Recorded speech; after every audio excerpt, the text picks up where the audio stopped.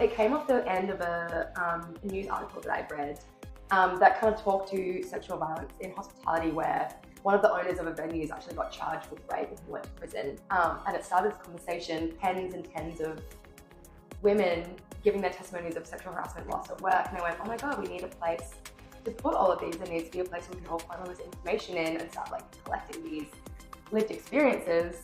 And that's how Not So Hospitable was created. So it just blew up and I got 359 in a week or two. I mean, I've always worked in hospitality as a young woman, so I've always recognized the issue. I don't think I have a female friend who works in hospitality that doesn't have a story to share, unfortunately. So then gathered this information and started trying to lobby for better conditions in Adelaide. I got a lot of pushback from people in positions of power that kind of basically said that because my research wasn't published, it wasn't important or valid. So that's why I was like, okay, if that's what it will take, that's what it will take.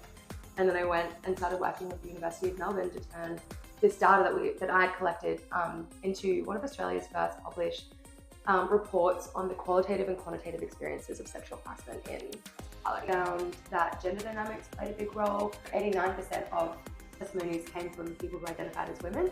97% of perpetrators identified as male. So there's a real big power dynamic there in terms of gender. 29% of the perpetrators were managers or people in positions of power. We've also found that 19% were venue owners.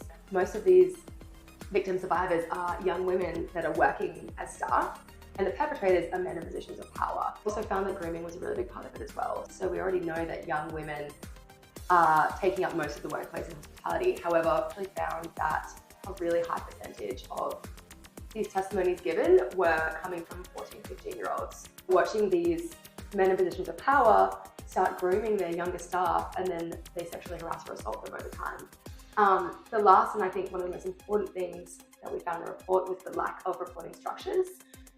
We found that about half of the people that gave their testimonies didn't report their incidents, or they didn't know how to, and another really large percentage didn't feel comfortable reporting because their perpetrator was in their workplace.